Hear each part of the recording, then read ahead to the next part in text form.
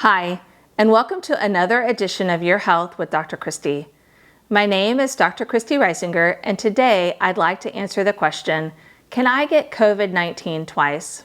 I'm on the medical advisory team at our school, and I often field questions from members in the community. This question came up after we had a week-long fall break. One of the teachers had a confirmed case of COVID-19 in the summer, and she traveled out of state for fall break and was once again exposed to COVID-19 and wondered if she was immune and could return to school or if she needed to quarantine. I told her that she needed to quarantine for 14 days, and here's why. Yes, you can get COVID-19 more than once. There have been a few small case studies that have come out that show this to be true. Let me explain them. On August 24th, researchers in Hong Kong confirmed a 33-year-old man was infected a second time with COVID-19, more than 4 months after his first bout. The first infection caused cough, fever, sore throat, and headache, and symptoms lasted about 3 days. COVID was confirmed with a PCR test, and he subsequently had 2 negative COVID tests 24 hours apart to confirm recovery from the illness. Then, 142 days later, as he was returning to Hong Kong, he received routine screening and was found to be positive again with a PCR test. At this time, he was asymptomatic for COVID-19.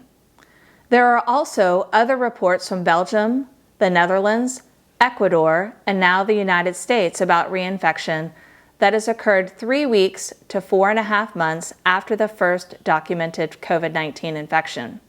In each of these cases reported in the medical literature, scientists were able to compare the virus gene line by line, called genetic sequencing. They found that the viruses were slightly different, which proved that this was indeed a separate and different infection and not just a lingering infection that could cause a prolonged positive test result. The cases in the US and Ecuador are especially interesting because the second infection was more severe than the first. The US case was reported in The Lancet, and I will provide a link in the description. But the case report discusses a 25-year-old healthy man living in Nevada. He had his first confirmed case of COVID in April with symptoms of cough, headache, nausea, and diarrhea. He recovered and his symptoms resolved, and he had 2 negative PCR tests documenting his recovery.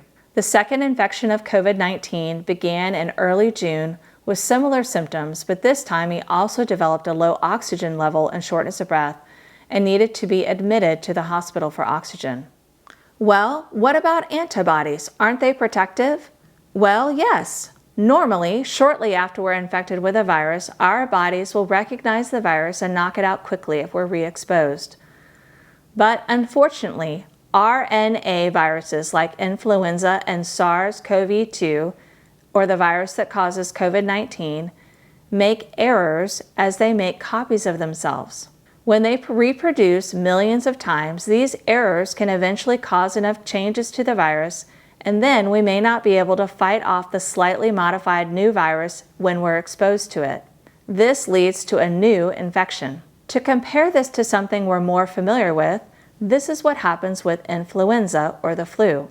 The whole reason you need to be vaccinated every year against influenza is because it's constantly making genetic changes that alters the virus ever so slightly over the course of a year. Some viruses mutate and change more rapidly than others, and we're still learning about SARS-CoV-2. So at the end of the day, there are still so many things we don't know. But I'm hopeful that most people that get re-exposed to SARS-CoV-2 won't have a severe infection, but we'll just have to see. We have limitations in routine testing, especially for asymptomatic people, and this has limited our ability to know how many possible reinfections are happening. But it does stress the need for us to continue to protect ourselves even if we've had COVID-19 illness in the past. Until we know more about the longevity and effectiveness of immunity, it's safer to assume we're still vulnerable after infection, especially if we encounter a different strain of the virus. And you most certainly can pass this on to someone else during your second infection, even if you're asymptomatic. Therefore, Even if someone has already been infected, it's still useful to remain cautious and follow public health guidelines to minimize the chance of reinfection. So please continue to wear masks, social distance, and wash your hands. Thanks for joining me.